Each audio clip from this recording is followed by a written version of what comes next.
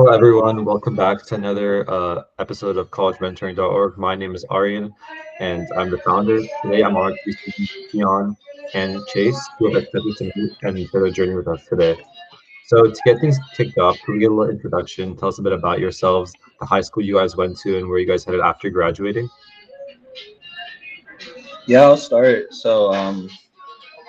Keon will tell you a little bit more about him too, but we actually went to the same high school. We're both from South Mississippi, school called Harrison Central. I went to Columbia. I'm actually about to graduate in the next couple weeks here with a degree in computer science. Word. And so my name's Keon Barney. I was born and raised in Gulfport, Mississippi. I went to Harrison Central High School in Gulfport, Mississippi. Like Chase said, we went to the same school. And I ended up going to the University of Pennsylvania, where I graduated from the Huntsman program in International Studies and Business. Okay, so could you guys explain a little bit more like about your majors and like how you guys like picked them like throughout your high school journey? Chase, I'll let you go. Yeah, so for me, so I did computer science. Uh, I'm going into like a career in software engineering now, and that was kind of my intention from ever since I started college. I think I kind of took like a coding class my junior year of high school, and I didn't even feel like I was that great at it, but it seemed like something that like I liked enough. Um, and yeah, I really like the career prospects of computer science, and I really like the work-life balance specifically of being a software engineer. Um, the work balance along with like problem solving, it's very like a practical uh, job, so I like that stuff. Okay. Oh man, I wish I could give as polished and as meticulous and calculated answer as Chase did. But honestly, I just know I wanted to go into business like my big brother did, because he went into like finance or something business. He saw like, screw it, if he can do it, I can do it. I'm way smarter than he is.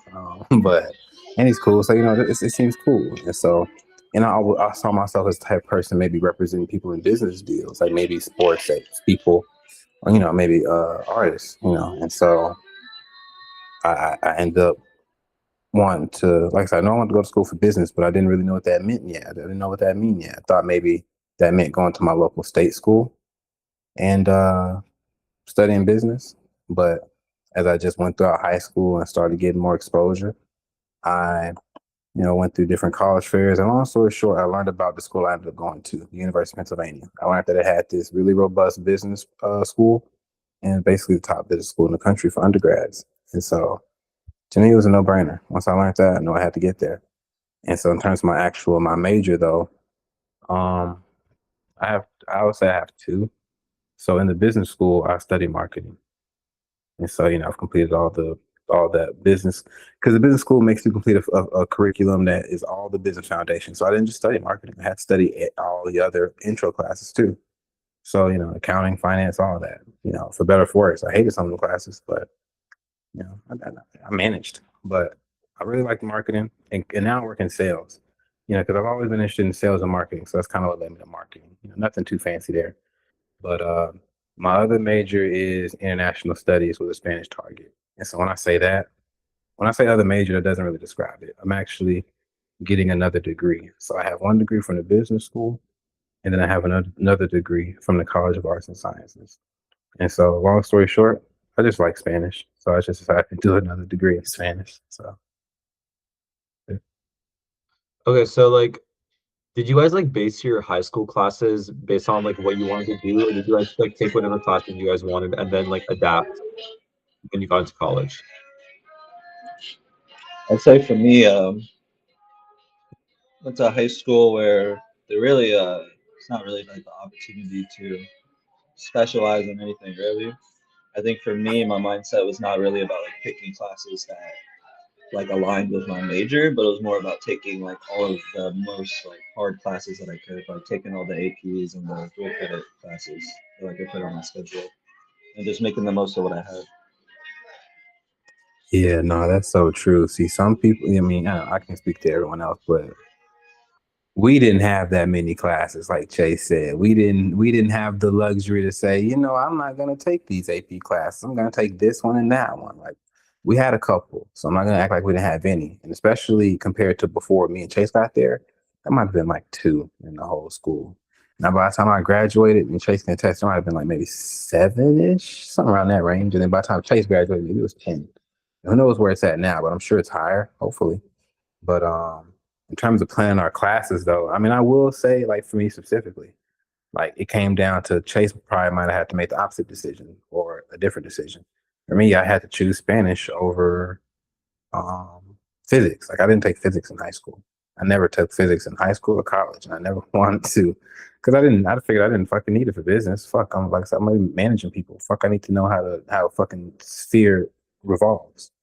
But I'll say it's definitely like if you have the option to, it's definitely it's something to think about because if you're at a school where you have these classes available, I think colleges are gonna look at that. They're gonna wonder like why, like Chase was saying, are you making the most out of what's available to you?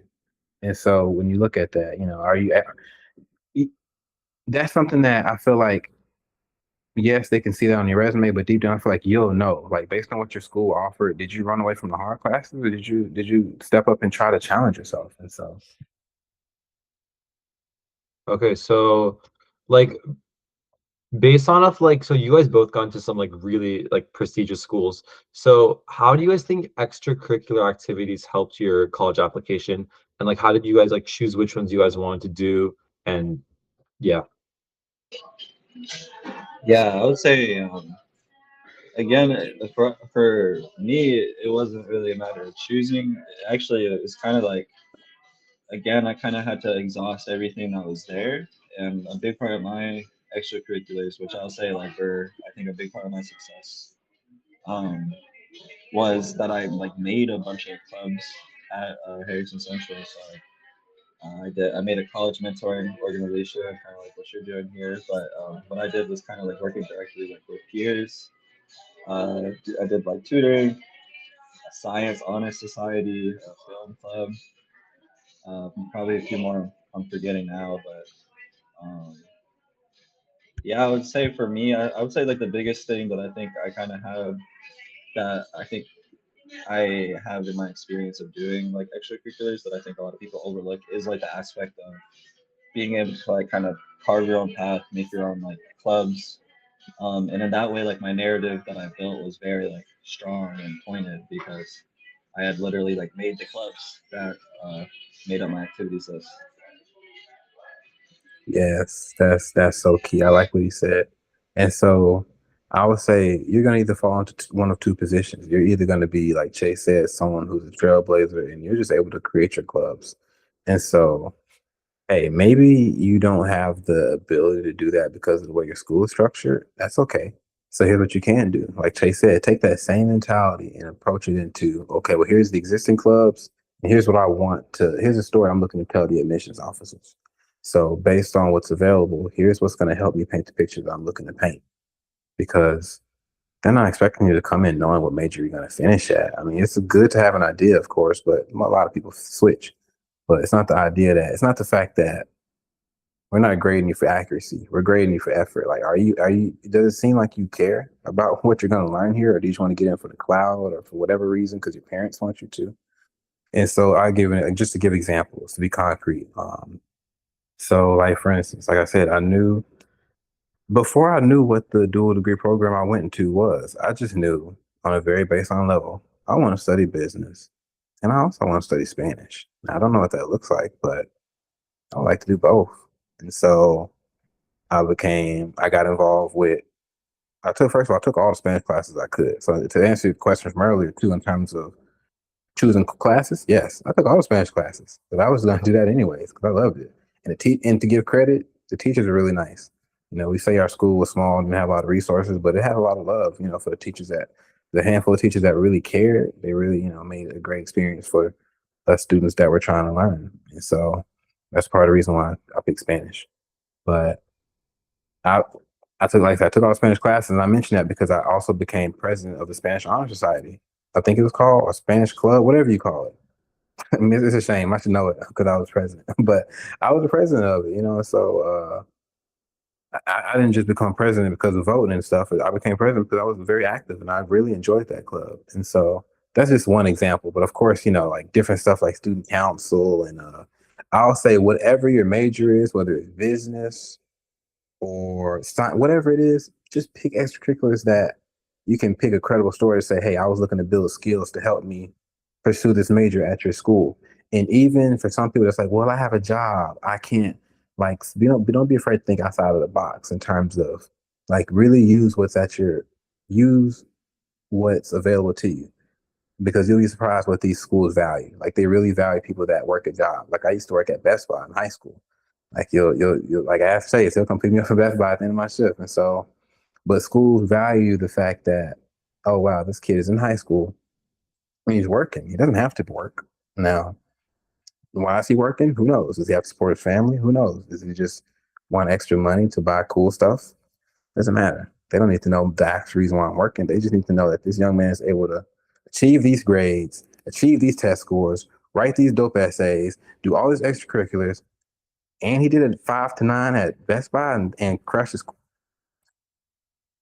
You really need to leave your admissions officers saying, why wouldn't we let this kid in at the end of their application? Don't leave them with room for doubt.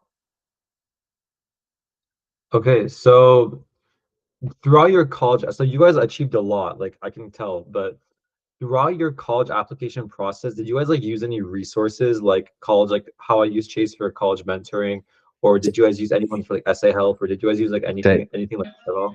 Tastes like I can tell you. So okay, so kind of like what you said, you can tell that we achieved a lot. So here's what I will say.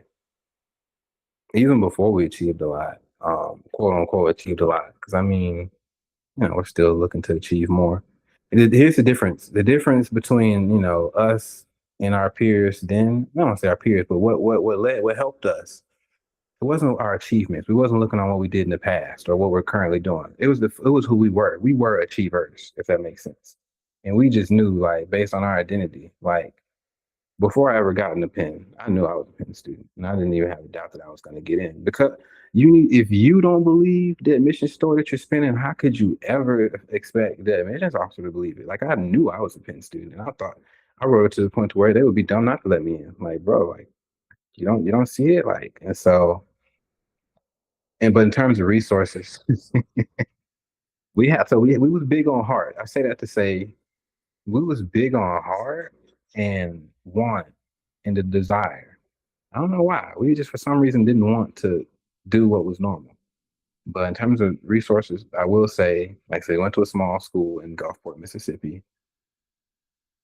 But there in terms of resources, there was one person that really helped us out, and that was our English teacher. And so and in terms of helping us out, it's not the fact that he had been there and done that. It's just the fact that he's an awesome writer, a really great writer, not just a great writer, but he's a great teacher, not just in the traditional like 9 to 5 at a school, but he is really great at coaching people up. So he's able to, like say, if we're talking about writing, for instance, if you want to become a better writer, he'll coach you from wherever level you're at to wherever level you're able to get to. I'll put it like that. And that comes in handy for sure with college applications when you're trying to write these really good essays that separate you from the rest. And so in terms of having him as a resource, he was an awesome guy. And he's just so lucky that he happened to be an English teacher too. Because I mean, we probably would have been cool with him if he was the marine biology teacher, but I don't know if it would have been as much of a resource, but he was still cool. But other than that, Chase, was there any other like resources?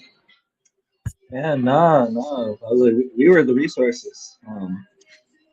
Really. And I would say like it was really homegrown. Like Reddit for me, like I learned so much on like Reddit.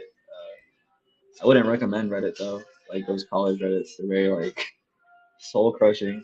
I Man, like Chase, really soul did I tell you crushing. about that? I think I went into, and I don't recommend y'all do this. Don't do this stuff. I don't know what made me do this, but like after I got in, I was just curious. I put in my stats. I was like, yo, like I put like a burner profile. Yo, could I get in? I think I could get in. And they was talking so much trash to me. It's like, yeah, you can never get in, dog. Like you really need to improve on so many levels. Like, and I was just like, all right, I guess, dang, I need to pick it up. But y'all, like I said, nothing. No one on the internet. Don't let people on the internet decide your fate or decide your attitude. Like it's up to what you want. I'm not back Yeah, to the because topic. yeah, no, at the end of the day, like it's just a bunch of other kids who don't know what they're talking about on there too. But yeah, there's like good stuff to learn, but like you got to think about who's on the other end of the keyboard. Like you don't really know who it is, and like if they know what they're talking about either. And like you said, like you can Keon got not only into Penn, like he got into one of the most selective programs at Penn, if not like the whole country. It's like 1%, like that low. So, and those people are like talking trash in the comments. So, um, like you can see like the disconnect there. But yeah, Okay, so do you guys like have any it's like I'm actually curious about this Reddit thing. So my friends have been talking about it recently too, and they did one of my friends who's a senior did the same thing what's it called Keon did. He like put his stats in and then what's it called? They were all like talking trash again. But like these people who are doing it is like it's it's like they don't have any access to the college admissions thing, right? So they're just like, okay, so I was just curious because I thought like they'd be people who like were in the admissions like thing and they were like after them. Oh, absolutely not. This is the equivalent to your cousin Steve telling you what he thinks just because you asked. Yeah, okay. So okay, let me move on to actual question now. So looking back at your journey, what do you think had like the biggest success like impact to your college admissions process? Us. Yeah. I mean, I'm Oh, not trying to be funny, but like us, the fact that we gave a damn, like that, like this. I mean, I know that sounds funny, but the fact that we actually wanted to land somewhere, and not just that we wanted to, but the fact that we were able to, we took it beyond wanting to get into school and translated it to okay, well that means I should get out of my bed. No, excuse me. I should lift off my covers, put the controller down, put my shoes on, get him, maybe ask my parent for a ride or crank my car up, hit up Chase and say, yo, you trying to do this HT prep together? We can still play the game afterwards, but yo, I think we should actually get some HT prep in. I didn't get the score I wanted. So little stuff like that. The fact that we cared, like I think that's one key ingredient. What do you think, Chase? no, I definitely agree. A lot of it is, and it's one thing to care too, and it's like another thing to hold yourself accountable. I think like you can't just like care blindly. You can't just be like, yeah, I wanna get into Harvard or whatever. Like, you got to be like, I want to get into Harvard, but what am I doing to get into Harvard? And like you said, like that's taking like those practice tests, and that's like building up things like beyond you, and that's like working a job when you don't want to, and that's going to all these clubs when you don't want to. Just doing. And that's really what success is at the end of the day. Like in anything, like whether it's college admissions or like whatever, it's like just doing a bunch of stuff you don't want to do because you know like you got to do it to get what you want. Right. And maybe let me rewrap it in a better takeaway because I know some people might hear that and go, "Well, I thought I did want it." So I guess a better way to put it is that even when it really wasn't clear to us how we would get into these schools, we still was like, we're gonna find a way to get in though, or just die trying. And by die trying, we mean still craft the application. It's so good, we'll get in somewhere. At least that's the way I thought about it. I'm gonna get in somewhere, but I really want to get into this place, man. So you know what? I'm gonna just give it my all to get into this place. I don't know how. I don't know anyone that's ever done something like this around here. So it's kind of going on a sleep of faith, but I really want this, and so I'm not gonna be scared. I'm gonna go try it. would you guys have like done anything differently, or do you guys think you guys like did everything like perfectly to get there? Yep.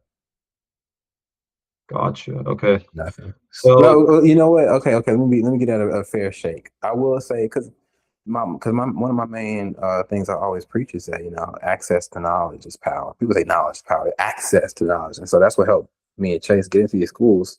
We had access to the knowledge that we could and get decent financial aid, and so we didn't know that before. If we didn't know that, I was talking to someone about this earlier. If I didn't know I could get into Penn, I wouldn't. That's people underrate that. It's the fact that I knew I could get in. That's a big factor. Like, and so, what do you think, Chase? Yeah, I would say for me, like in terms of like what I actually did, like what I tried to like set out to do, not really anything. And like in like retrospect, you might be like, oh, I might have chosen a different school, this or that, but all of that is uh, Yeah. not really like not even like a good way to think about it. But I think more so like I would have made myself like less like anxious. Like I think I it's good to care, but like I cared too much to an extent. Like I was like losing sleep. Like I didn't have to do that. Like Nah, it but wasn't. that's what got us in though. Maybe I don't know, but There was a balance. I think I was losing a little more sleep than you were. Like I feel yeah, like maybe. I, I was, I was playing a lot of 2K back then. But no, I was gonna say like I guess like maybe like taking subject tests. Like when I say knowledge, like I didn't even know about subject tests, but by the time I knew about them, I think I was like a junior. And it's like you mhm. need to take that stuff sophomore year, really. So I couldn't Yeah, apply to MIT. Not saying I would have got in, but I couldn't even really apply to there without. yeah. And I liked MIT. I was like, dang, I wish I knew. So Those are gone that's now. an example. Oh, really? Yeah, like they don't even really do that anymore. Like the subject test. See, Yeah, I'm trying to see. Okay, It so made me like, feel old. what were subject tests actually? Because we don't do them anymore. Man, so I mean, Chase, you explain, but basically, it's like, did you take the SAT? So, from my understanding, the SAT, because where we're from, they mainly give you the ACT. That's why I didn't take the subject test because they're offered by the SAT, and so the subject tests were certain tests that you could take in different subjects, like for example, in Spanish or and in different subjects. And so you could show hmm like, oh, I'm proficient in that. And back in the day, schools like MIT specifically will have a policy saying, no, if you're looking to get in, you have to have taken this subject test and scored at least this. And you can don't even apply if you didn't take it. Yep. Yeah, MIT, you had to take the math two or the math one, and you had to take like hard science. And it's like they And expected like high scores, but for us, and like personally, I didn't even know about it, let alone have time to study for it by the time I did yeah, it and our coursework would not have prepared us for it. Like I did physics, at and I had to like all. teach it to myself. And also, like the closest testing center was in Moss Point. It was 45 minutes, an hour away from where we live, which is like, Which don't um, sound like a lot when you're grown, but as a kid, you don't have a car. You're not about to bike that. How am I gonna get there? and I'm already trying to convince my parents to pay for it. It's like $80. Then you gotta drive me an hour at 7 a.m. on the weekend. So, yeah, it's a hard sell.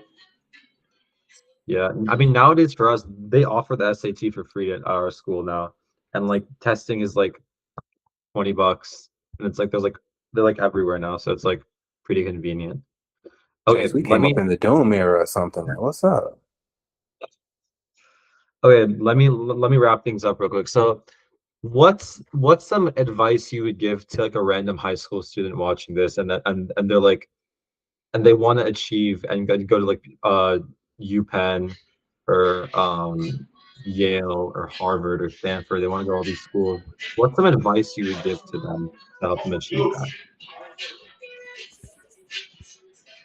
I'm Keon. I feel like you're gonna give like a good, like really nice, like inspirational answer to end off. So I'm gonna give like probably kind of the opposite of that first. Um, I think a lot of people, especially in the admissions environment, like you can't take it as so seriously. Like, yeah, it's something you can only control so much at the end of the day. You know what I mean? So you got to focus on what you can control.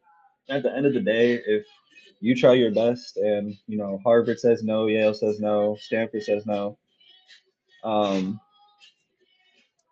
what really mattered at the end of the day is that you were able to like make something happen, and you were able to like work hard and build your skills. So like no matter where you bring that, whether it's like your local state school or if it's Harvard, um, you're gonna do all right. It's gonna be fine. So um, but yeah, that's kind of my perspective on it. Hey man, I was also gonna be like, man, nah, I'm gonna come in, nah. But so I'll say, here's what I will say. It's not too dark. I'll just say, be honest with yourself, because this will make things like from the very beginning. I'll say, just be very honest with yourself and those around you. Do you really want to go to these schools? Why? Like we had reasons. Like, I'm not saying we had the best reasons, but we had genuine reasons that you couldn't convince us otherwise. Like you could talk us out of our reasons of why we wanted to come to these schools. Like, so make sure that you have a why, because otherwise, if not, then cool. It doesn't make you a bad person if you don't want to go to these schools.